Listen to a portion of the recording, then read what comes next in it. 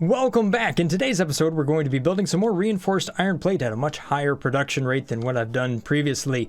And we're going to be doing this while building vertically. So I have a tower here. I have some stacks over here on the left, which kind of explores an idea of using conveyor stackers to go vertically. And that was based off of a comment you guys left me over on my Discord channel. And this one right here is kind of a spaghetti box, which is the next evolution of the idea that I was running over here, which was the idea of maybe building a base vertically that spirals around a central staircase. Well, I wouldn't say a base, more like a production facility. This one is much more modular in that it pretty much produces product either left to right or right to left, and then it goes up or down on either end. So I want to explore, do I want to use conveyor stackers or do I want to use the spaghetti box for a facility like this? Now there's going to be a lot to this. It's going to go way, way up. So what am I building today? Well, what I'm building today is based off of the calculator right here, but let me show you the spreadsheet. So, sorry, the flowchart. This is the reinforced iron plate, but it's being produced at 15 per minute. Now, Grind This Game left me a comment down there saying, hey, you know what? When you run this at 15, you get 100% efficiency as far as everything being consumed. So, yeah, check this out. So essentially how this works out with the calculator, which I've expanded since the last video over here. What you can see is that if we were to run, this is reinforced iron plate right here, running this at 5 per minute right there, which is the one assembler, you can see that we end up with extra material down here. So whenever there's numbers in extra, that means you're not quite getting everything you want out of it. And I'm also calculating the efficiency here based on some different numbers as well. So it's about 82% efficient, but then again, obviously you have more stuff that you can use elsewhere. So it's not like it's really hurting anything. However, if we make this number 15, you can see that everything that we produce in line with those 3 assemblers gets consumed. So it's a one-way street for all the product flowing from the base up, and only reinforced iron plates will come down. And when you start to figure out, okay, what else is that going to feed? Well, the thing is I need modular frames, and if I want to produce modular frames at 100%, then modular frames I'll need to do 4 of those per minute. So if I type in 4 here, you can see that that takes reinforced iron plates at the rate of 12. So there's some of that right there. The other thing is going to be motors, right? We make a lot of motors eventually. So 5 of those. So if I add 5 to that as well, you can see that the reinforced iron plate is now going to be up to 42. So there might be a reason to build, let's say, extra reinforced iron plates, because obviously you don't just want to make 100% reinforced iron plates, because you use those for MK2 conveyors as well. So maybe I do, 15 today, take it up to 30 tomorrow, push it up to 45 after that, so on and so forth, all the way up. And then at some point it's actually taller than the space elevator, and well, that's okay. We've been up there before. So when we look at 15, what you'll see here is that I'm calculating the belts as well. You can see that there are some times where we're producing upwards of 180 right there. So it's a good thing that I unlocked the MK3 belt in a recent live stream that I was doing right there. So if we take a look at the flow chart here, which is a lot easier to read, what we're essentially going to have is 6 of these smelters in production. Now I only have room for 5 of those, so I've overclocked one of them to 200%.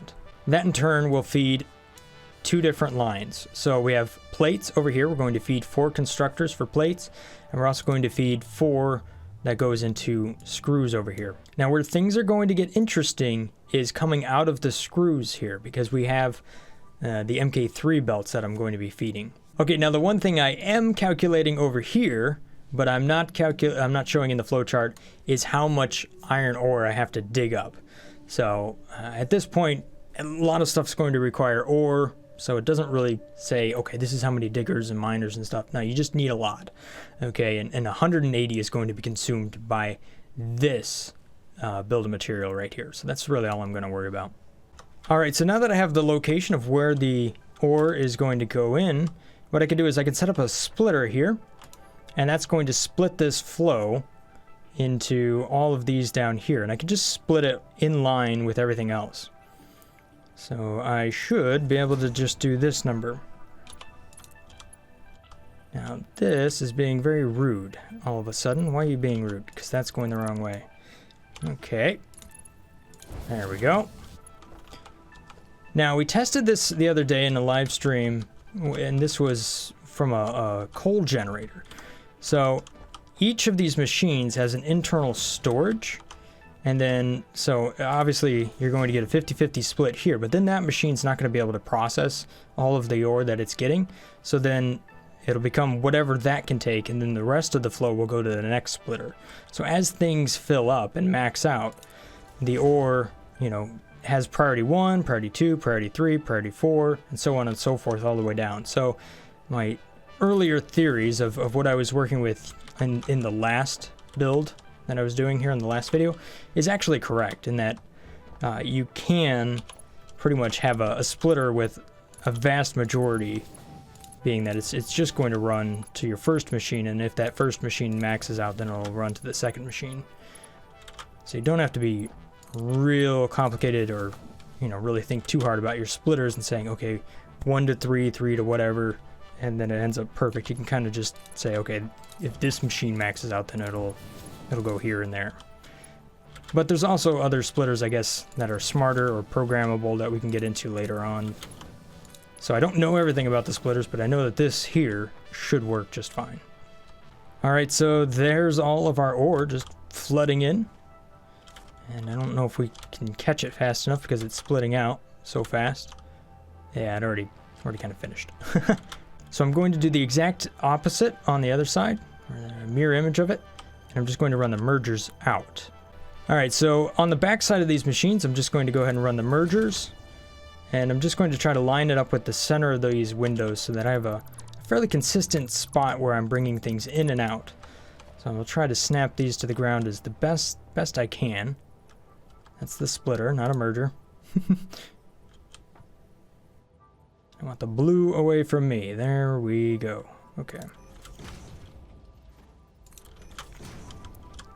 So I'm already liking this a whole lot more. This is nice.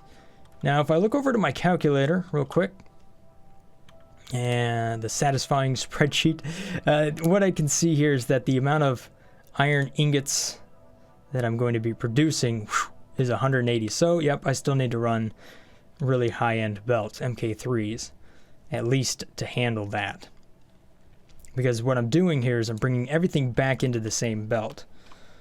So I might as well just do that. And I can be a little bit more efficient because I can just run MK1s out of here if I really wanted to.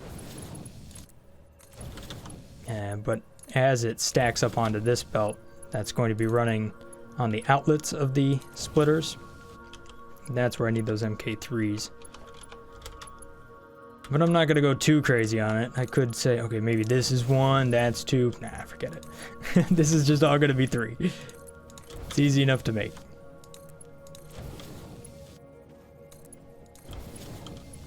So inside of here is, I need to bring it up to the second story. So it actually has to go all the way up to here. So how do we go about getting up there? Well, okay, first off, I mocked this up in MK1s, so I need to upgrade it all. Whoa! And you can see how the path flows for that conveyor. You can kind of see the theory of going back and forth.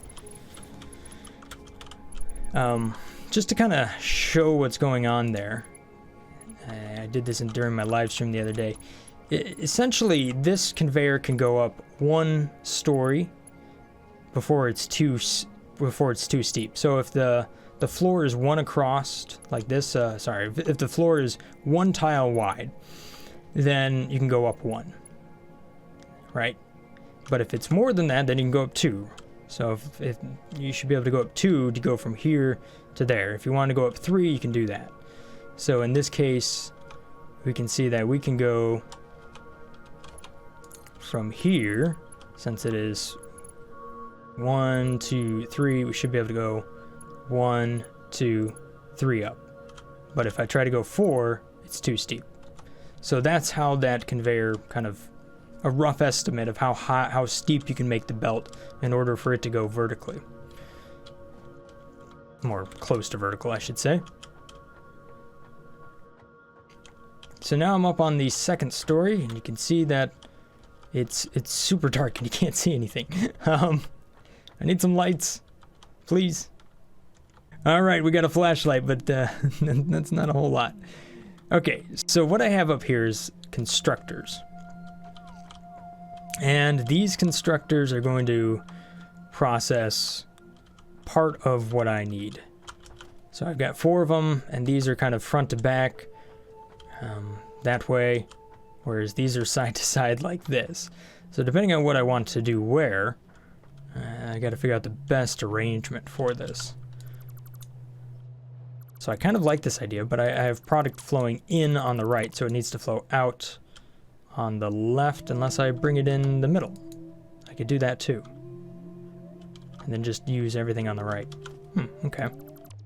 I did try to make this a little bit narrower as far as only having this being 3 long, but it just didn't really work out that well. Having that just a little bit longer with 4 tiles really did help a lot. Now I do start to have a question here. Okay, so what happens if I need to split this? Because this is just iron ingots, right? And that needs to feed a total of 8 different machines. Well, I can look right at this and I can split it wherever it needs to go. So maybe that's what I tried to do. I just put a splitter right there. Or maybe a better thought is, what if I do this number? If I kind of bring this in like so, and it just runs just completely like that. And then I go in here with a splitter and just bring it right in like this. So now 50% until it maxes out will flow off of that and into here.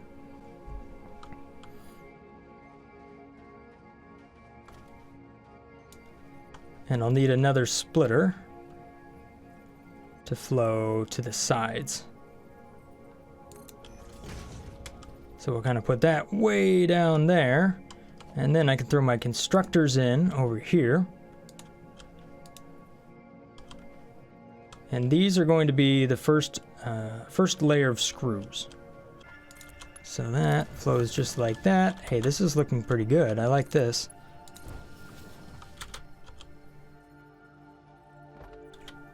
And this in part might be why I want to bring something up here, split it right at this spot, and then feed it and go up or down on this end, so that everything kind of zigzags back and forth. That might be a better way of doing this, because what I feel like I'm going to have a problem with is this belt wanting to run into that belt and having just too much stuff over here.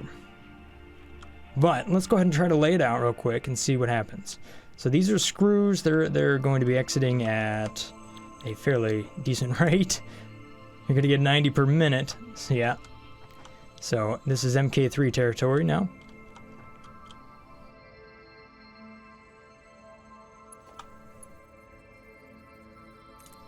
And can I go up? You see, nope, I just don't have the room for it. But I definitely can do this number. But then they're just going to cross over, and that's just going to look weird. Yeah, so I'm going to change the plan right now and just flip everything here. Because there's just, I mean, I might be able to get that to work, but it just seems a little bit harder than it needs to be. So flip all of this around, and then we'll go up from this side. So semi-finished goods are going up this side.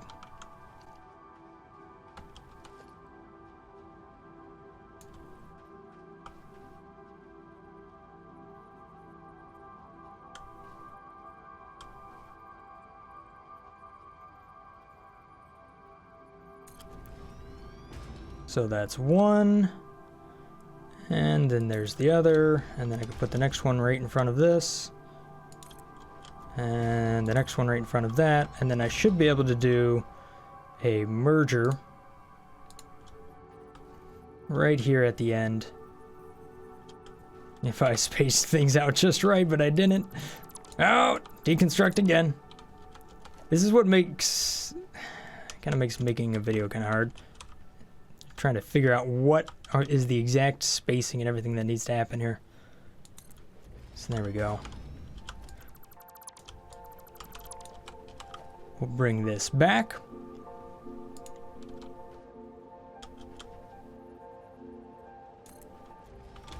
And it is just like this. There we go.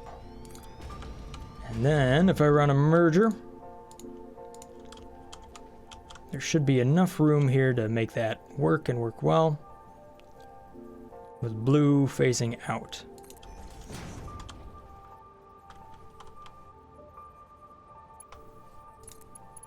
So just like so. And then that just runs out of there, and this runs out of here. And then I use MK1s in this area, because that's all I need. And then I need to run yet another splitter, and that just needs to be right here. And hopefully we don't get a... Okay, good. See, this is working pretty good. I like this. No! Just when I... Why'd I have to say that?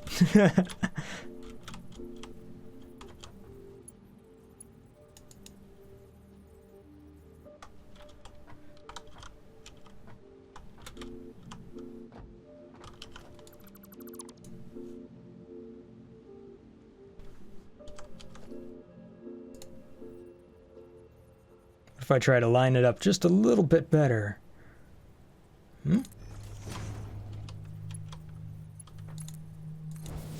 Ah, okay. You just need...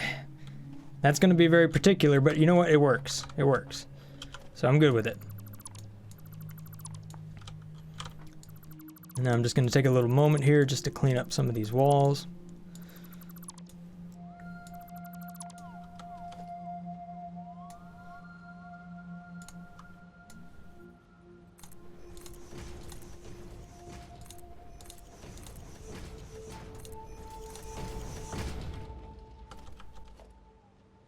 And if we use a gate or something like that, there, now that looks intentional.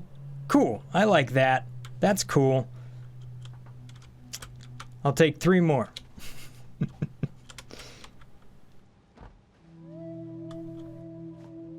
All right, so now let's take a look at the conveyor stacker over here. So this thing is wild, and you can see I'm actually doing double stacking.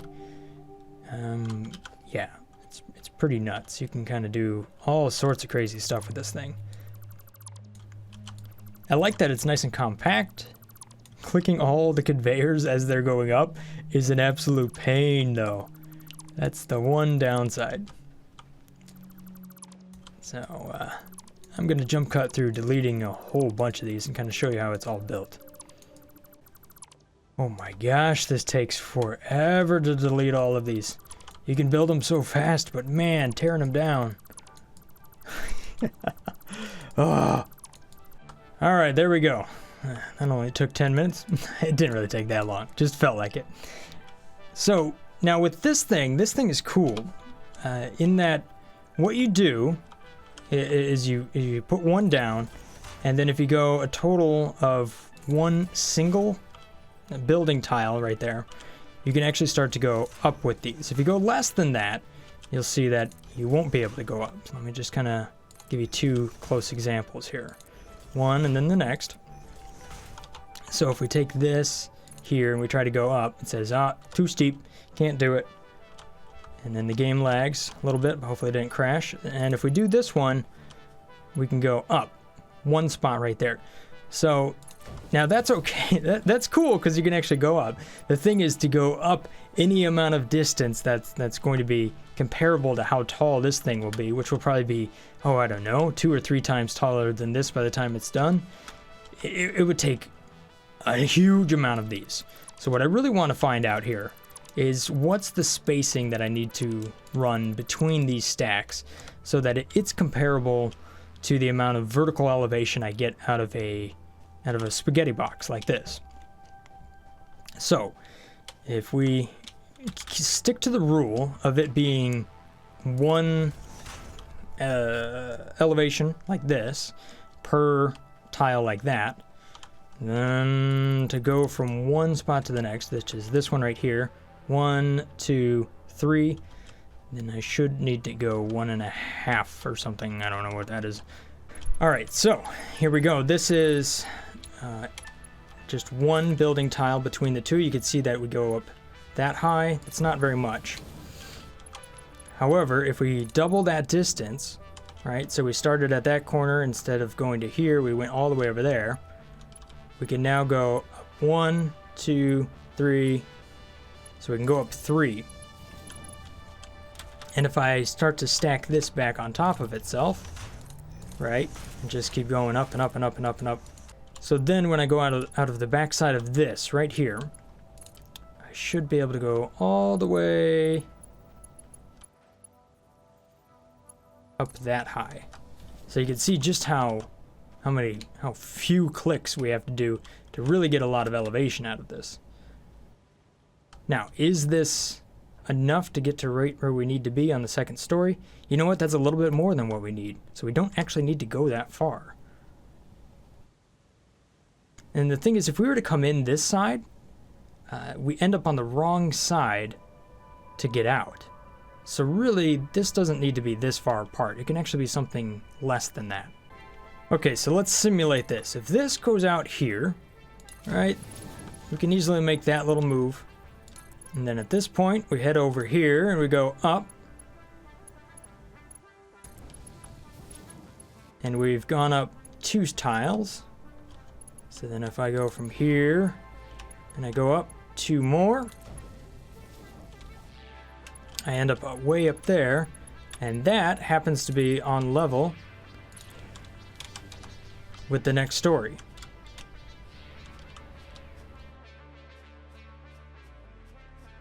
Now it's way over here on the edge, so I might want to shift things over, but you know what? That isn't too bad.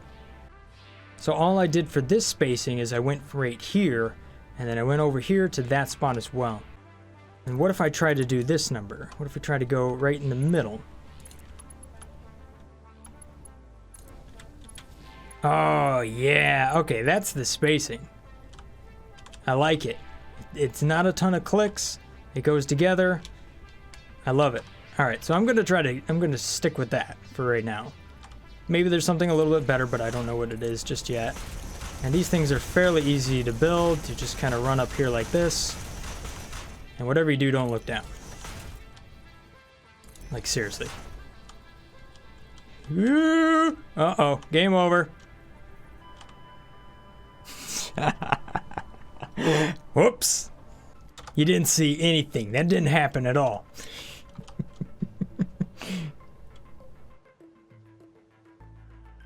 I feel like that's going to happen quite often over here. All right. Take it slow. Okay. Oh, but the cool thing is you can just point down at this now and just build this up. And that is honestly a lot easier than trying to build the spaghetti box.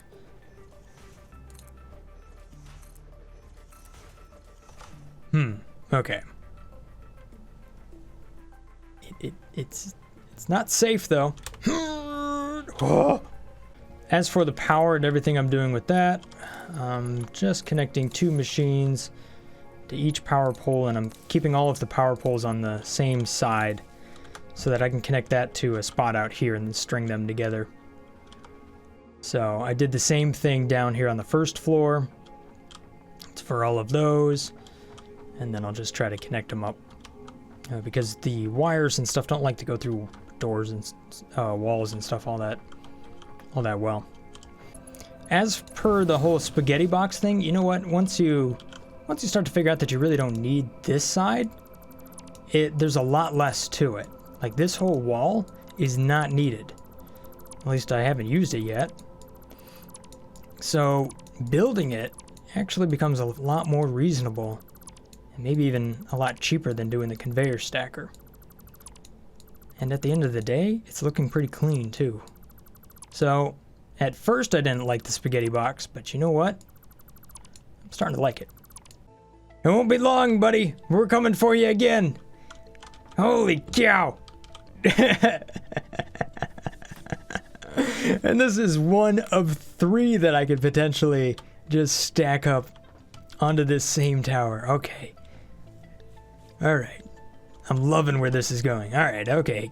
Keep focusing. Okay, so here's an update for you. I've been messing around with this for a while now, and I've got to say that I really do like the way that the conveyors can be threaded back and forth like this, and they go up a nice amount of distance. And there's a good number of situations where you need to bring it into the middle or the sides and things like that. And this arrangement here just makes that really easy. Not only that, it's also very easy to run a splitter if you need to do something like that, or to build it while you're actually up high in the air. This arrangement here is pretty cool, and it's a great way to go up and down with conveyors. I think it's pretty interesting. However, it does seem to get a little bit complicated when you add more than one conveyor that needs to live in that same space. So trying to expand it out gets really, really crazy, and you end up with some spaghetti. Almost. Not necessarily spaghetti. I'd say it's still very organized. You can start to do figure eights and stuff, and you can see that this setup is running in such a way that I have conveyors running up and running down at the same time. But it's challenging to set up. The hard part is actually getting the conveyors to click where you want them to go, because you have to build platforms on the outside here just to aim at the right spots so that you don't fall to your death. So I think what I'm going to do is use something like this. If I need to do one conveyor that needs to go up or down a very, very long way, and that's all that has to happen. However, in a plant like this, where I have flows that are going in and out and up, and then sometimes down as well, I think my best bet is to build something like this, the spaghetti box type deal, because it just allows for a lot more modular adjustment than having 2 of these over here. Now, and you could definitely set these up to where there's one that's, instead of being this way across the building, you could set it up to where you're going forward and back like this, you know? So this idea, I wouldn't say it's bad. I just think in this particular arrangement, considering I'm probably going to do the same thing another 2 times on top of it, which makes it really, really tall, but I don't really want to build this over and over again. Whereas the other side, that's easy. That's easy to build over and over again. So I'm going to deconstruct this, finalize the building, and give you guys a tour of what I've come up with. All right, so here it is, my reinforced iron plate vertical production line. So let me take you through a tour on this one. Obviously, you saw the smelters down here, and this idea. Whoa! Yes, I have jump pads. That's a thing. That's a thing, making it nice and interesting to go up and down. But let's start here at the very beginning. So these smelters did work out. Everything actually did function as expected. So you can see that this thing is running very, very quickly, and it just kicks it out.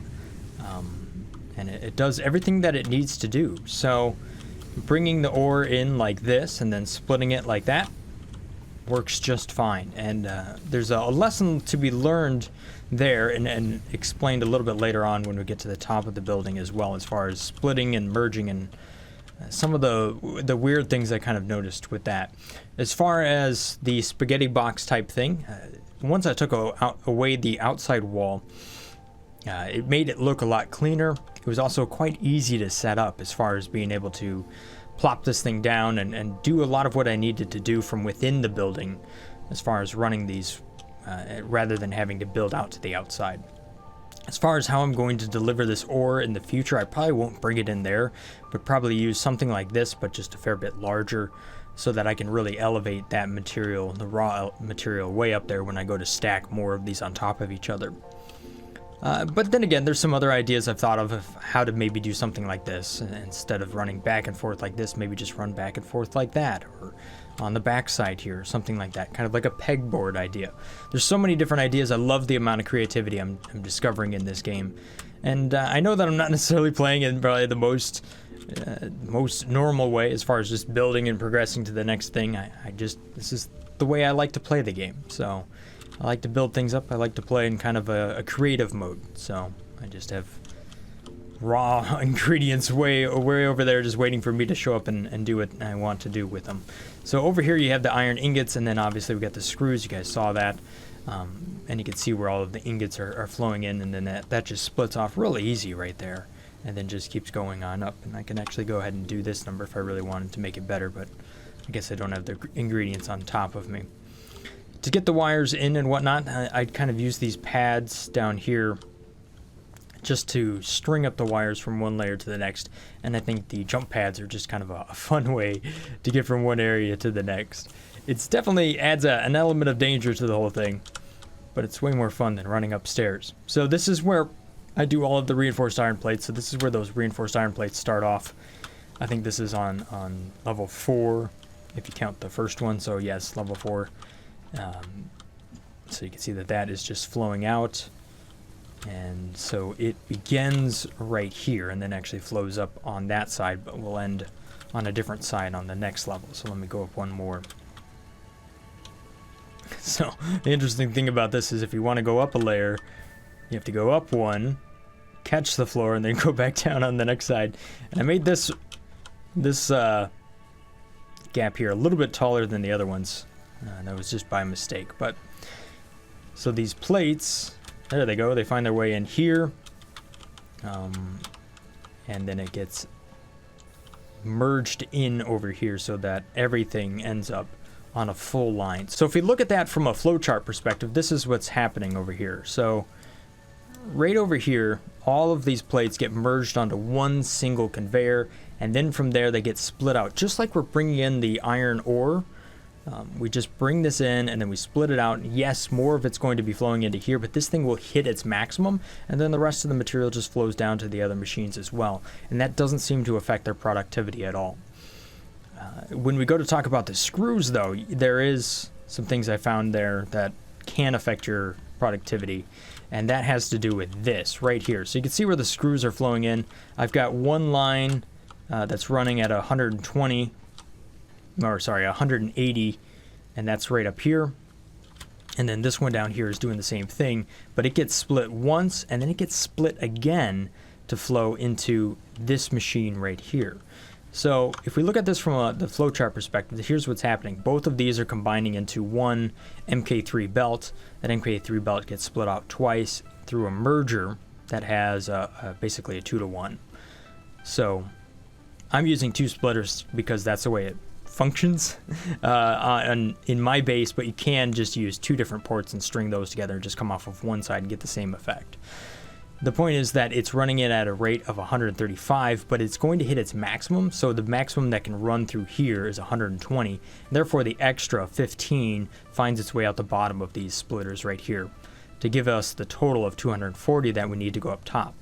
I did try to run this with just one splitter, so to underclock this machine in the thought that the overflow from these two up top would find its way back into this machine. But what that ended up causing is this line over here to be interrupted, so it wasn't producing at its maximum rate. So I was not getting 180 here, I was actually getting less than that. So splitting this off beforehand and making sure that I have more than I need for this machine allows these machines to run without interruption to get 100% flow. Now, obviously, if I had an MK4 belt, then I would have enough capacity and I could just do exactly what I'm doing over here without the need to do the kind of splitting and merging of slower belts. But in this build, I don't have that, so that's what I had to do right there. And that's kind of the one thing that I spent a little while testing and making sure that it was actually working correctly. So if we go ahead and look at this, we should see that this is, yes, functioning as expected. There's extra capacity inside of here, so this is not low.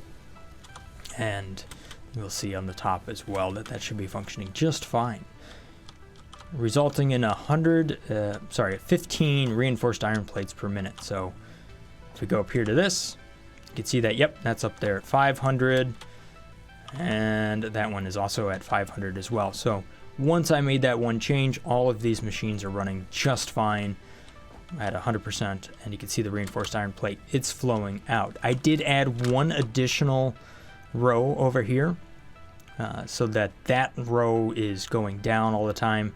just because I figured that I'm probably going to have a fair bit more of these to run through that belt. If I really wanted to saturate one MK belt with reinforced iron plate, then I need to have a dedicated spot for all of that. I don't know how this will all work out once I pattern it out a whole lot many more times, but we'll just have to wait and see. You can see what I'm doing here. You got the reinforced iron plates flowing in, and then you just merge it right there in the middle. Pretty simple. I like it. So I like the way that this whole machine came together. I think it's kind of cool, and I think that, you know, did I save a decent amount of floor space? Not a whole lot when you're just doing, let's say, 15 per minute. I think that isn't a huge amount of space savings, but once we go and multiply this by 4, and with the idea that maybe you use a truck or something to move that product from one spot to the next, I think this is pretty cool. It's right in line with what I kind of want to do here within Satisfactory, and this is entertaining because it's just a fun way down every time, so long as you don't run out of power. Otherwise, that's going to be a rough landing. Anyhow, there you have it, guys. My reinforced iron plate production facility. I think that's a big step up from where I was last time. I'll probably take that down, make it into something different, and just see where I go from here.